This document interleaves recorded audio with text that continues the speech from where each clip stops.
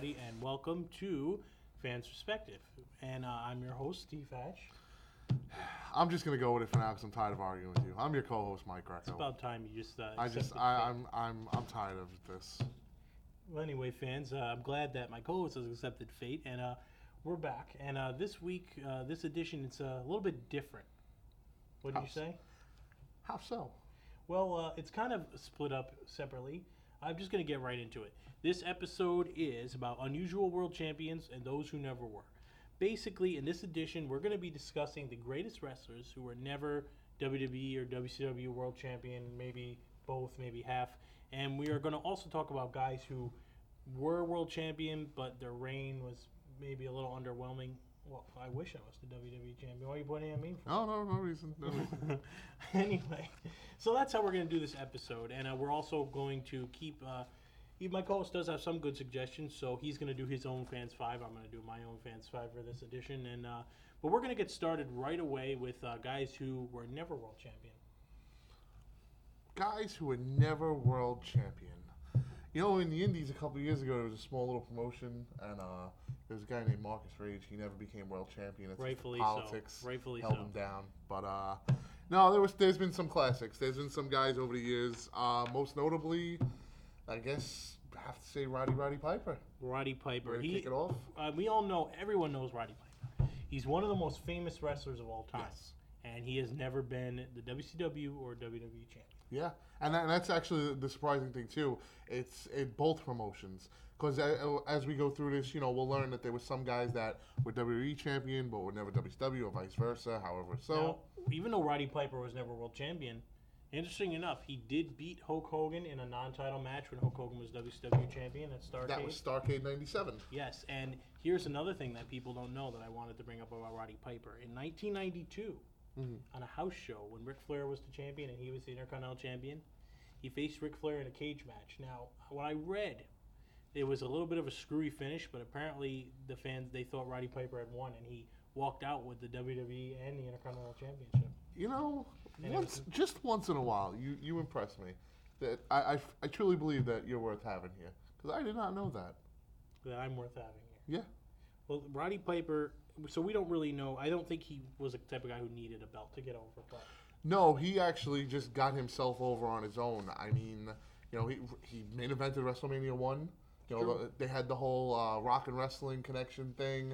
Him slamming Cyndi Lauper with the record. You know, breaking the glass over her head. You know, he challenging Mr. T. Wrestled him at WrestleMania 2. He always found a way to stay relevant. Like he always found a way, you know, to keep himself into main event storylines without actually being into the main event or as the world champion. Yep. And another guy, Owen Hart. I feel like he was another guy who was so close, this close to becoming world champion. I think his best chance was probably in 1994. When he won King of the Ring. 94 feud with Brett. Now, the difference with him is that instead of him, I feel like he might have been fit into the role where Mr. Bob Backlund did, where he beat Brett for the title, and then he lost it to Diesel. You know, it's kind of interesting you bring that up, because it just made me think, actually, that might have been the perfect way to do it. You could have Brett versus Owen in the I Quit match, and, you know, you remember the infamous towel that Brett's mother throws into the ring, and it would have been more interesting, actually, if it was Owen, you know, because she would have to choose one of her sons. And basically, she would have been choosing Owen. And actually, you could have. Wow, you are on point today. I'm impressed. I'm gonna blow your mind even more. Owen Hart on another house show that they repeated on the debut of WWE Action Zone on USA Network. Owen Hart faced Bret Hart in a lumberjack match, and Owen Hart won. And it was a dusty finish. The result was reversed. It's actually on Bret Hart's DVD set. Really? So if you want to watch that DVD set, you can see what never was, where Owen Hart being the WWE champion. I am going to slightly disagree, though, with you. I don't feel Owen was on par with being in the main event and could have carried the title. Maybe, like you said, maybe if they would have did the one-night thing, you know, you finally give it to him after all this time. That whole year, him and Brett are feuding. You know, they have the match at WrestleMania where he beats him. They have the match at SummerSlam, which is an excellent match. And, you know, if you would have did the whole thing where at Survivor Series it's Owen that beats Brett, and then the next night loses it to Diesel, it could have worked a little better that way. But I'm not as high on so. Owen Hart as you are. Well, I know one person that you can't be not high on is Mr. Perfect. Oh, he's Mr. Perfect. He's that. The guy was a 7-sport athlete. Remember all the vignettes? Him freaking throwing a softball 9,000 yards. Throwing a football and catching it by himself.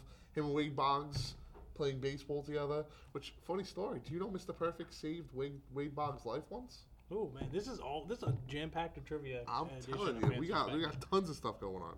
But but Mr. Perfect is one of the greatest superstars ever to never be WWE or WCW World Heavyweight Champion. I think with him, he's one of my favorite wrestlers of all time. When I was doing my research, I noticed there was a lot of time when he could have been champion where he was injured. Of course, he was injured in '92 when he was with Flair. He was injured in the late '90s in WWE. So there was a lot of time where he was out, and I feel that contributed to him not getting a WWE title run. He's so popular. When he came back, 2001 at the Royal Rumble, I believe it was? Yep, 2002. 2002.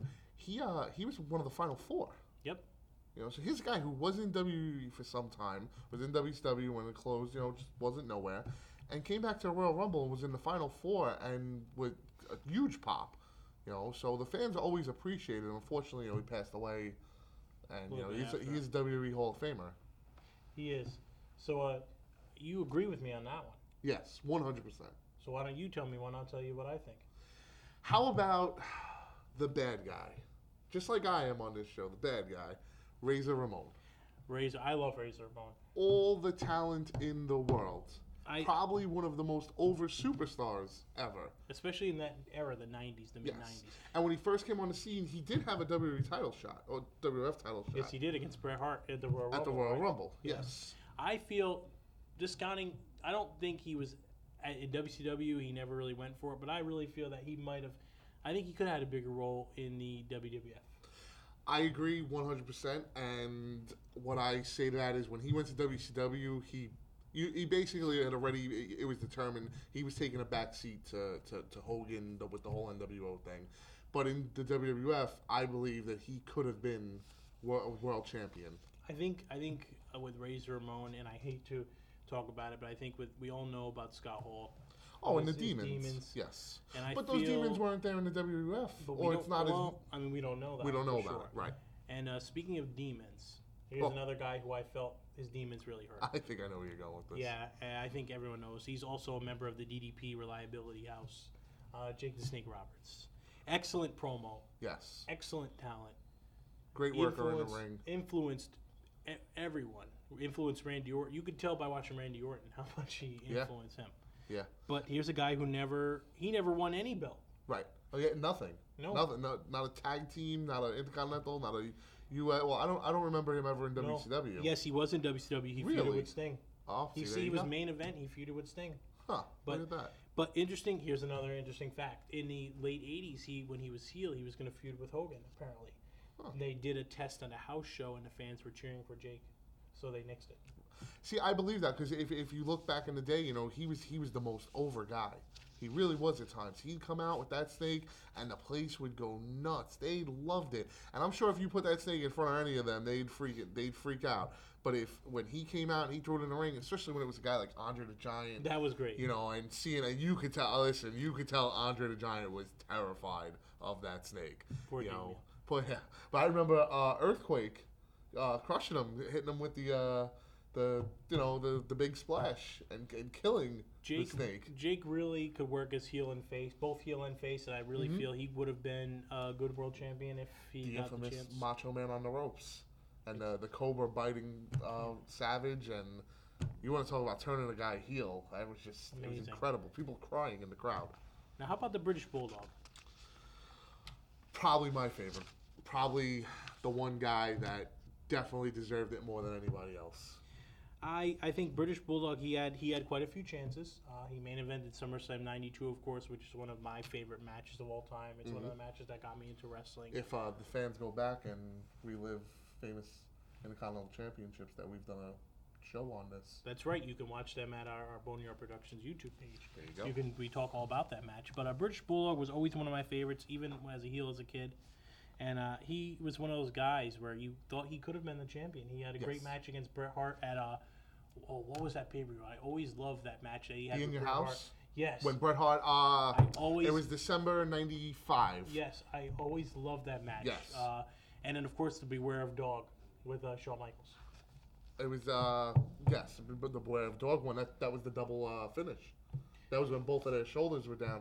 You know, I believe we have an interesting stat. Yes, actually, this is a fan comment, the fan comment of the week. So we don't have a question this week. We have a little comment.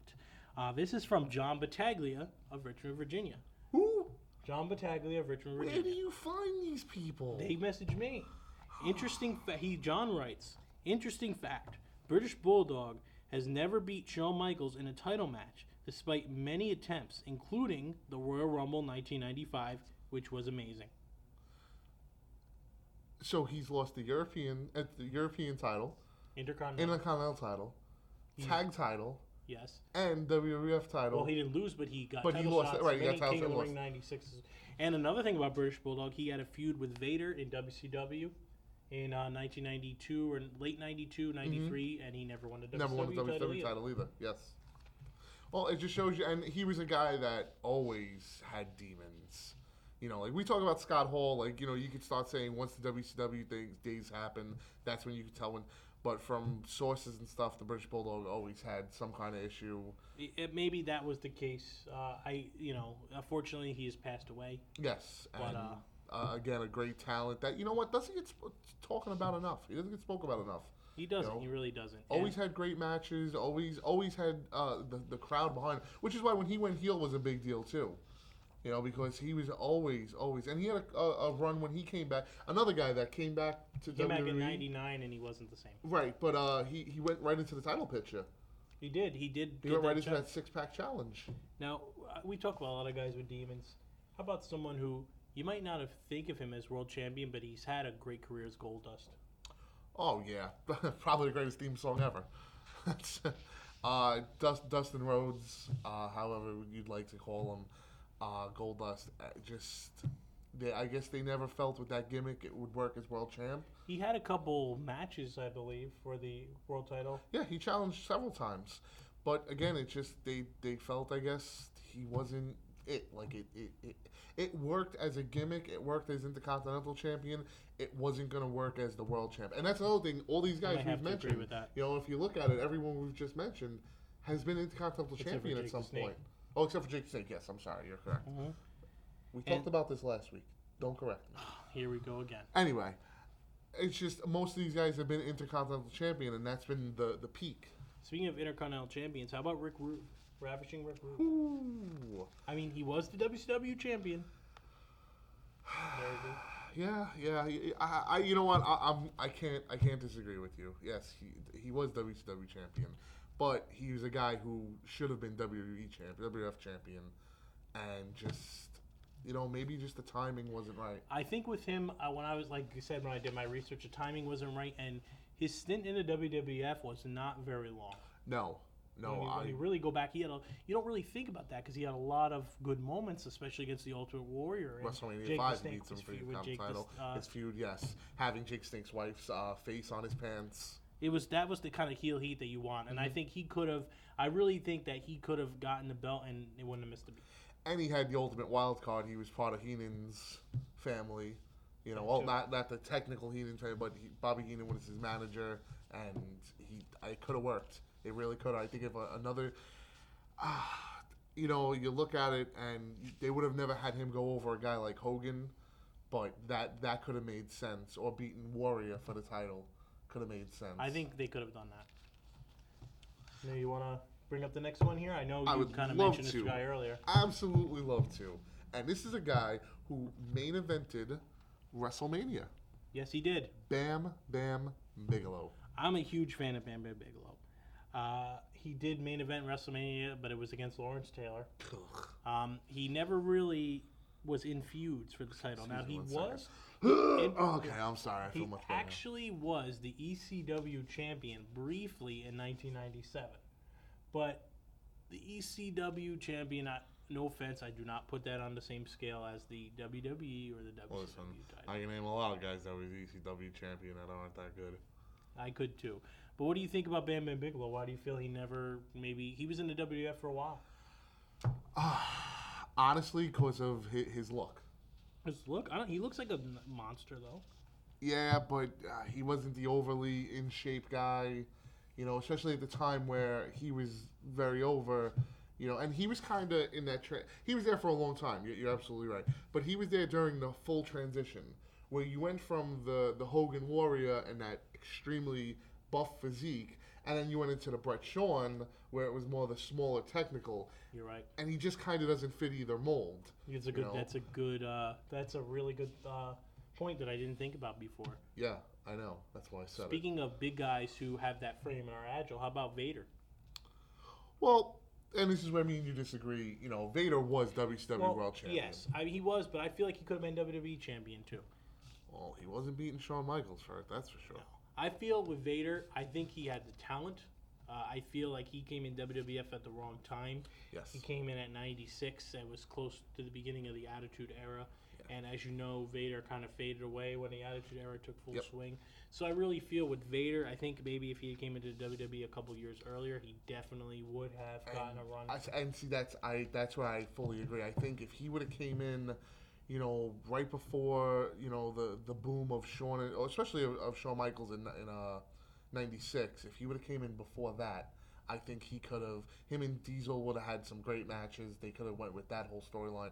This was a guy that can go to the top rope and do a moonsault. He's 400 pounds to do a moonsault. And was stiff as stiff can be. And, growing up, I always hated Vader. I was like, I can't stand this guy. And as I got older, I really respected him.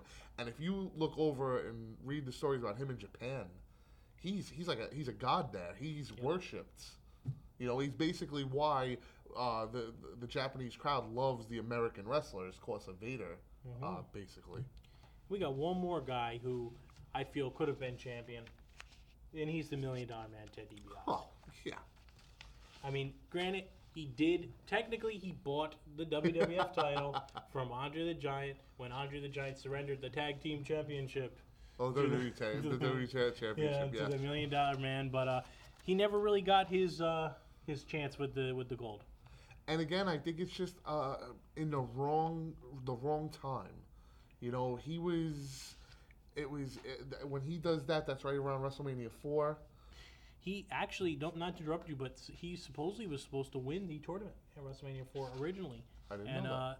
Supposedly Honky Tonk Man did not want to lose the Intercontinental title to Savage, so they made the $1 Million title and gave it to Ted DiBiase as kind of like a, we're sorry, and they gave the Macho Man the WWF title. That is what I heard. Huh. That's very interesting. I didn't know that. I mean, again, if he would have came, maybe a couple years later and had his, peak, because by the time a guy like Hogan was gone, you would have had great matches with Bret Hart and Ted DiBiase. And that would have been the perfect story because, Bret Hart was always looked at, I don't want to say the underdog, but he comes from the big family, right, where the $1 Million Man is just buying his way through everything. Great gimmick, and I feel that another guy wouldn't have missed a beat if he was the world champion. Not one bit. Yeah. Well, we're going to take a quick break, and when we come back, our co-host is going to list his Fans 5 of best wrestlers who were never world champions, so stay tuned.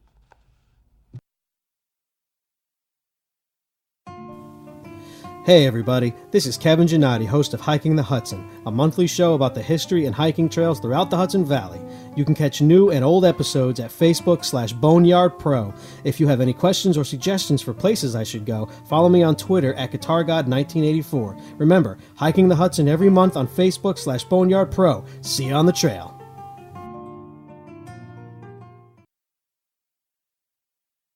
Calling me the co-host all the time. One of these days you're going to have to start calling me. Oh, we're back. Yes, we're back. I've entertained you long enough. I'm glad to be back with the fans, and we're glad to be back with you. And this is a very popular segment of the show. It's the Fans 5. We're actually going to do 2 in this edition. I'm going to let my co-host here, Mike Greco, go first. And this is the Fans 5, brought to you by John Harder and the Hardway Podcast. Big John, how's it going these days? And we're doing 2 because mine's just so awesome that it can barely contain itself. But to have yours put in with it, no. Anyway, hi everybody. I'm your host, Mike Greco, and this is my Fan 5. And I'm going to be discussing my favorite wrestlers that have never been the world champion or WWE champion or at all. Starting off, I'm going to bring up again the bad guy, Razor Ramon. And it was charisma as charisma could be. It was a character that just worked. And for some reason, they felt that it would just never work as the world champion. Next up, I'm going to agree with what my partner over here said before, and that's the $1 Million Man, Ted DiBiase. Again, just bad timing, because it was the ultimate bad guy. You know, here he is kicking little basketballs from little kids. Little Rob Van Dam. Are you doing the fan five? Or Well, am I? I was just had to bring the Okay, quiet. Anyway, continuing, I'm going to then go with Mr. Perfect. And I guess this whole fan five just goes with timing. Because for some reason, they felt that Mr. Perfect shouldn't be world champ, and that's just insane. How do you not have the perfect wrestler as the world champion? Next, I'm going to go with the Hot Rod, Roddy Piper. And this has nothing to do with timing. I just believe that probably Vince McMahon never saw dollar signs in him as the champ and just never pulled the trigger. I believe in the late 80s, especially around WrestleMania 1 into 2, maybe into right before 3, he could have been the perfect champion, and you could have had Hogan chasing him instead of having him chasing Hogan. And last but not least, the wrestler I believe deserved to be WWE champion more than anybody else, the British Bulldog. Wow. I'm a big fan of his, and we mentioned before about all the matches with Shawn Michaels that he always came up short. But I believe that, especially after SummerSlam 92 when he beat Bret Hart for the Intercontinental title, there was nobody bigger. And it just, again, a guy that probably with demons that they could never push over the hump. And this week, that is my fan five. I gotta say, Mike, those are some pretty good choices. I might have maybe ordered them differently, but I don't care. It's not your order, it's my order. anyways, we're gonna get into the second part of the show now, and we talked about guys who. I dropped my pen. Listen, look at that, unprofessional. Anyways, we talked about guys. I meant to do that, by the way. I wanted to throw it at you, but my senses told me not to put it into your jugular. You know what? It's that flop there. That's kind of like that kind of segues into the next topic. Speaking of flops, See, I meant to do it. these guys were the WWE champion or were the World Heavyweight champion, and for whatever reason, it just didn't quite work out. The first one I'm going to bring up, and I'm pretty sure you'll agree with this: the Great Khali. Ugh. I think they were just kind of Edge was hurt. He had to give up the title. He won a battle royal. I think they were just kind of they needed a heel world champion. They didn't really know who else. So just looking at that, I remember at the time I was watching a lot of SmackDown, and I could not believe when this guy won the World Heavyweight title. What do you think, Mike? It was just bad. I mean, you know, we talk about guys who weren't good wrestlers and stuff. This guy just never had enough. He had the height. He had the look. That was where it ended. He could barely move. Yes, he couldn't do nothing. He couldn't do nothing right. Like, people say about Big Show now, like, the Big Show's music hits and it's just like a collective groan or canes. But these guys can still move. These guys can move around a ring. The Great Khali was literally just, I'm going to chop you. There you go. You're done. And I'm sorry, then I'm going to squeeze your brains out. Yeah, don't, when you squeeze that basketball. Thank God. There's not many times I say, thank God for certain things. Thank God when that guy lost the title. Now, you don't have to necessarily be a bad wrestler to win the world title, because I'm going to kind of group these. I'm going to kind of say this guy, he's a good wrestler, but his first world title reign was an absolute disaster.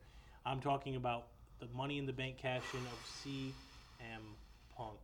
This is you're poking at me right now, pal. If PR guy was here right now, PR guy would be throwing something at you. That's for sure. But CM Punk's first reign, it was very weird because he wasn't ready. It was at a time where there was 2 world championships, so I feel like they kind of sometimes they would just give it to someone just because, and especially because it's the Money in the Bank, he could win it just by coming out and beating up a beat up Edge.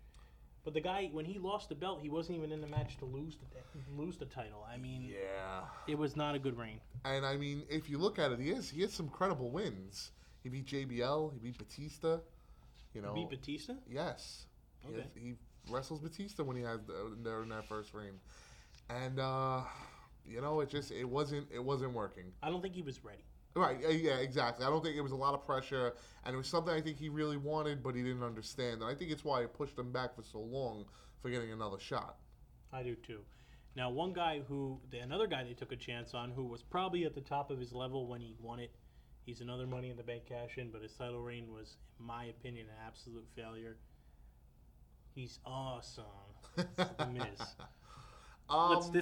Let's face it, this guy, in my opinion, the worst WWE champion. Not overall. I feel he's the worst in-ring WWE champion. No, this is not insulting the guy because he's gotten some guys over, like Daniel Bryan and Alex Riley and Miz Dow, but he is not, to me, a guy that you would want to put the world title on. That's just my opinion. I'm going to 50-50 this with you. I agree as far as his in-ring ability at the time, because I think right now The Miz is actually a much better worker. I do too. But at the time, his character was over. The heel persona of him was so over. I think it got stale, though. Yeah, but it made sense at the time because when you put the belt on him, he started bringing up all the Hollywood connections and everything from, Tough Enough and Real World. And it worked at the time. But the match at WrestleMania 27, he was completely overshadowed. Regretfully, well, that was the thing. It was basically Rock Cena 1 before Rock Cena 2 and 3. And it was a bad WrestleMania. Yeah, trust me, I was there. It was god awful. Our edition on WrestleMania is on our YouTube page, and you can hear our opinions on that. Anyway, again, cut me off. But yeah, unfortunately, it didn't work. It was bad. I have a guy for you since we brought up WrestleManias and stuff. All right. And it was a guy who won the first Money in the Bank. I'm sorry, who won the last Money in the Bank at WrestleMania. And that was Jack Swagger. Ooh, bad world champion. And he actually, was not ready. What was it, 5 days later? Technically 2, but 5 days later on SmackDown, cashed it in, defeating Chris Jericho. Yeah, that was They wanted to do something different, like I brought up with CM Punk. It was the era where there was 2 world champions, so they felt like, hey, Swagger's got a good look. He can go in the ring. He had a pretty good reign as ECW champion. Mm-hmm. Let's see what he can do. I think with Swagger, he was just not ready at the time. I feel it was kind of because when he won the Money in the Bank, it was like, oh, really? Yeah. It was surprising. I would have built him up more. Exactly. I would have built it up more after he won the Money in the Bank. Also, I feel they originally went with him having Zeb Coulter as the manager and. Well, by then he had already he was back to the drawing board because his world title reign had failed. But if he would have had a guy like that, then it could have worked. I think so too. It could have definitely worked. I mean, and now Jack Swagger, though, where is he? Your guess is as good as mine. He's a former world champion. Yeah. Now, another one, going back to the first reigns, I'm going to bring up first reign of another good wrestler, and that was Daniel Bryan. He is another guy who he was not ready at the time. He won the Money in the Bank. He cashed in on Big Show. I don't think he was ready. I'm gonna agree for the reason of he fought Mark Henry and Big Show at the Royal Rumble that year in the cage match. He wins the cage match. I believe he lost to... You know what, though? Actually, I don't mean to interrupt you, but he did... I'm going to change my opinion, actually, because I realized that he turned heel, and that's where he got his yes from. He had the Elimination Chamber with Santino. Yeah, remember? You dummy. That's what I'm trying to tell you. Like, just you know what? I'm going to do the next one. Go for it. I'm going to do the next one. And it's the guy that actually defeated Daniel Bryan for that title, but it was not his first reign. No. This was his first reign was when he defeated John Cena for the WWE Championship. Speaking of unexpected. And that was Sheamus. Yes, the way he won, they kind of made it like a fluke. Yes. It didn't make him look strong. And then, not to mention, especially Roman Reigns. This was around the Nexus time, and this guy's like sees Nexus and runs away and stuff like that, and you're like, what the heck is he doing? Well, when he won the first one, he actually lost it at the Elimination Chamber. He loses it to Triple H. Mm-hmm. He did. Mm-hmm. And then he won it back. At Fatal 4-Way. Yep, and that's when he was like running away from Nexus. It's like he's the world champion. I mean, it's funny when it's a heel. It's more for a cowardly heel, I think. Yes. Someone like Sheamus, I don't think someone like Sheamus should be running away from guys. And, it takes time. It's just sometimes they feel they have something. And I guess, going into that WrestleMania that year, they just wanted to find a way to have John Cena chasing the belt, not as the champion. I think Sheamus has the problem with The Miz, where he got up to, at least with his world title reign. Because the first one was by surprise. But Sheamus, his world title reign was kind of a disaster, too. I disagree, because his world title reign, it was long. You know, he wrestled a bunch of different guys during it. And he was getting better. But his WWE Championship reign, he literally had the title for 2.5 months and just... He was even one of the final two guys. It was definitely better than his WWE title reign, but his world title reign, it was like he was world champion. And it was not... I didn't think it was spectacular. Okay. I feel like he got to a certain level and then he just plateaued and they couldn't do anything else with him. I mean, they'll try it again. He's the current Money in the Bank, so... right. A lot of these guys are Money in the Banks, actually. Yeah, if you think of it. And here's another one. And this guy, he's a great competitor. He's great in the ring. I used to be a big fan, but I feel he got kind of stale. And that's Dolph Ziggler. And I think the stale part is true, but for what we're talking about, that first reign didn't exactly last very long. The first reign, I feel Ziggler had a lot of bad luck. His first reign lasted 11 minutes. Edge beat him in a match the week before, and he used a banned spear. Vicky Guerrero was at the Royal Rumble.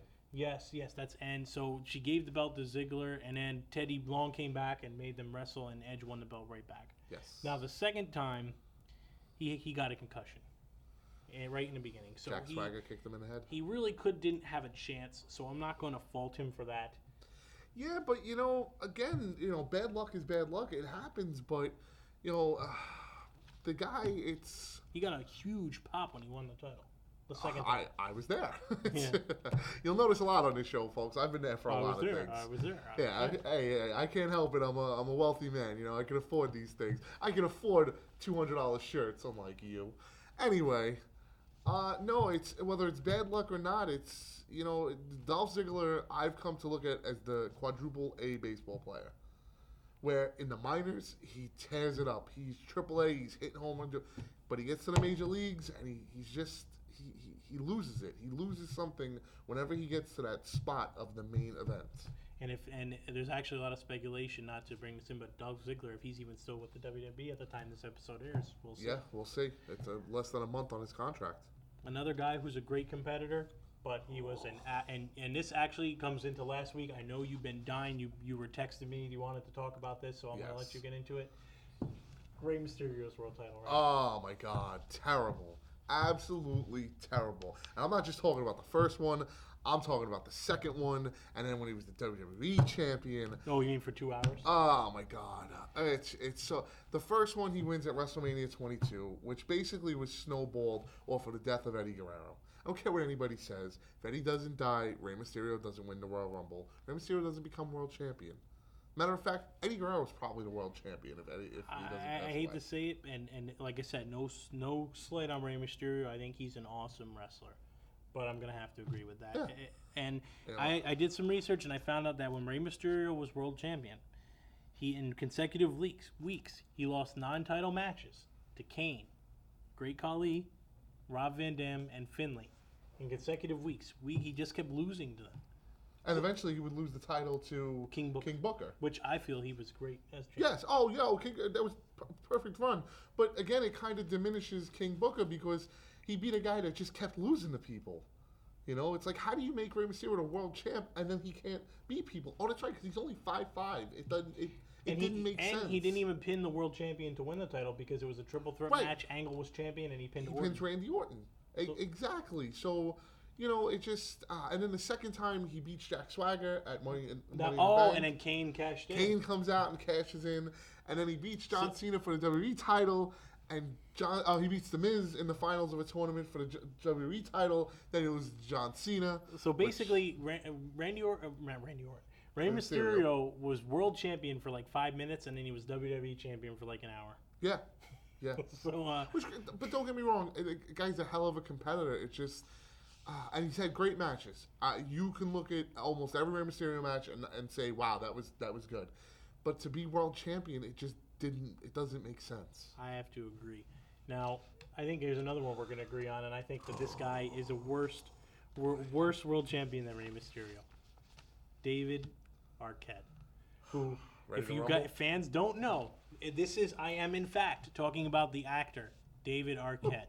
You see, there was a WCW at the time made a movie called Ready to Rumble, and he was the main star. Vince Russo came up with the brilliant idea of having David Arquette win the world title. Actually, not to cut you off, it's actually Tony Schiavone that came up with the brilliant idea, but Vince Russo thought it was a good idea for some reason. I mean, David Arquette himself has gone on record saying he thought it was a bad idea being a wrestling fan. I mean, he plays it up now because it's funny. He did donate I believe he donated his salary to the families of dead wrestlers, so more power to him, but why would you put the World Heavyweight Championship on David Arquette? I think that was the nail in the coffin for WCW. You know, I think the WWE was bringing in, you know, guys like Arnold Schwarzenegger and, you know, just having them for a week, like, you know, be part of the main event. But here's another thing: even if Arnold Schwarzenegger fights someone, he's Arnold Schwarzenegger. Right. Look at David Arquette. Do you think he could beat any wrestler in a fight? No. It was so bad. I remember him coming out. He was limping. He was dragging his leg. I remember watching that. When that happened, I was like, I can't watch WCW. I don't think I can watch WCW anymore. I was like, I couldn't believe what I had seen. I got one for you. How's that? Oh, this is a WWE failure, I guess. You could say it's a failure, but how about Vince McMahon becoming WWE World Heavyweight Champion? Now, here's one thing, and you might find this surprising. Oh, there you go. Yeah, you might find this surprising, but let me tell you something. I'm going to disagree. I'm going to tell you why. Are you ready? I'm listening. It cannot be argued that Vince McMahon is probably one of the top heels of the Attitude Era. Now, correct. He was in it. He was goaded into putting. And at the time, the title was changing hands a lot. Okay, he was goaded into putting He goaded Triple H into putting the belt on the line on SmackDown. I remember when this. Here's another interesting story about when this. Actually, happened. That's wrong. He didn't goat Triple H into it. The actual stipulation was that Triple H had to defend the title against someone Stone Cold Steve Austin had beaten. And they were going through The Rock, Mankind, The Undertaker, Kane, and Triple H said, I challenge Vince McMahon. Okay, continue. Moron. Anyways, Vince McMahon... You threw me off. I'm sorry. But Vince McMahon was chosen, right. Was the guy. Now, it's an interesting story about that. There was a hurricane the night that this happened at my home, so the cable went out and I didn't get to watch SmackDown. I went to school the next day and someone told me Vince McMahon was the WWE champion. And I thought that I was like, there's no way that that's true.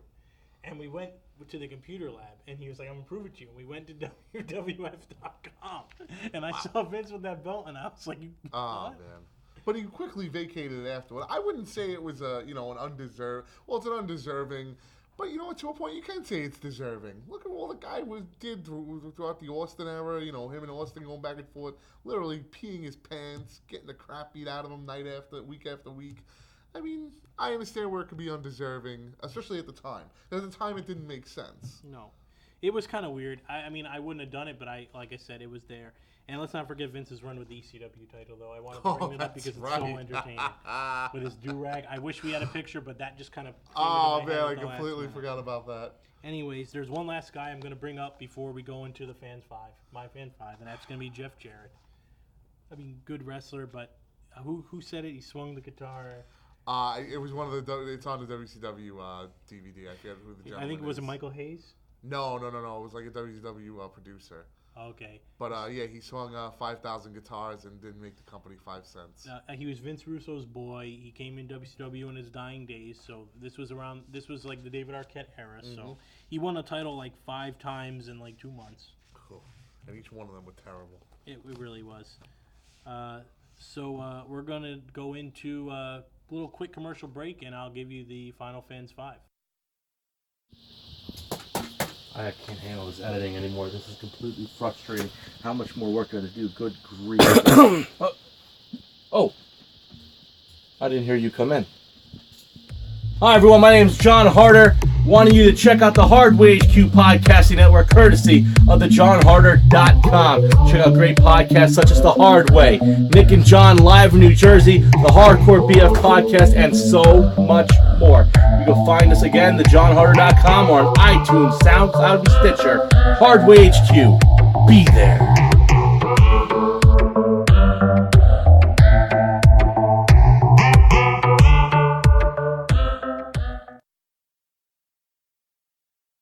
You have to have a Fans 5, I guess. That's what they want to see. Oh, Anyways, fans, we are back. And you've heard us go over wrestlers who were never world champion. You heard us go over the strange world champions. And we're going to give you one last Fans 5 because this is a nice longer episode. So we're going to give you a little treat, and it's a special Fans 5 brought to you by the John Harder and the Hardway podcast. Of course you have to have one. Go ahead, take it away. Anyways, this is my Fans 5 of wrestlers whose reigns were underwhelming. Number 5, Rey Mysterio. I only made him number 5 because he's a great wrestler, but his reign was terrible. Number 4, Jack Swagger. Like we said, he wasn't ready. It was not his time, and I feel like it kind of hurt his whole career and development. Number 3, the Great Khali. Great presence, terrible wrestler, couldn't move a lick in the ring. He had a spot on the roster, but he shouldn't have been WWF champion. Number 2, and I might be a little biased, The Miz. Like I said, I don't like him. I didn't think he was ready. I thought there was millions of other guys who could have got a shot before him. And number 1, if you don't agree with this one, then I don't know what to say. David Arquette. David Arquette. There's no other number 1 choice. Yeah, it's at the end of the day, it's the biggest mistake in wrestling history, probably. Oh yeah. It really is. It was absolutely terrible. Hey, if you want to try to defend that, you can send us a comment at Boneyard Productions on Facebook. You can tweet me Heavenly Hatch. I want to hear who you think are the worst champions or who should have been the world champion. You want to hear that too? Don't Yeah, I do, because considering, we had, some of the greatest names ever that are never champion, and here we're talking about David Arquette. It's a very strange world, professional wrestling, and sometimes life, just like life isn't fair, wrestling isn't fair. But we got a lot. That's gonna kind of wrap up this edition of Fans Perspective. Before we go, I just want to say, if you want to go to our YouTube page at Boneyard Productions, you can find it on our Facebook at Boneyard Productions. You can catch this episode, our Cruiserweight episode, and many more. You can also catch my shoot interview with former WWE developmental talent and one half of Team Tremendous, one of the hottest tag teams on the indie circuit, Bill Carr. So if you haven't seen that yet, it's been blown up like wildfire, so you probably did. But I wish I could blow you up like wildfire. You're just jealous because you weren't there. Yeah. Teresa, finance. Me and you, talk. He can complain all he wants, but Bill, you're a great fan of the podcast. Thank you for that. And it was interview. a very good interview. I can't stand your guts, but it was very good. We're gonna get some more for you in the future. This is, like I said, this is for the fans by the fans. Hey, if I work the phones right, we may possibly have a very special, very unique location for our next show. If I can do it right and you don't interfere. Well, you do that, and our next edition is going to deal. It's actually going to be another kind of mixed. It's going to be another 2-part. It's going to involve significant injuries in wrestling, and it's going to involve title vacancies. Well, your ego is just so out of control that we just have to start splitting these shows up once in a while because I can't take you with all this nonsense.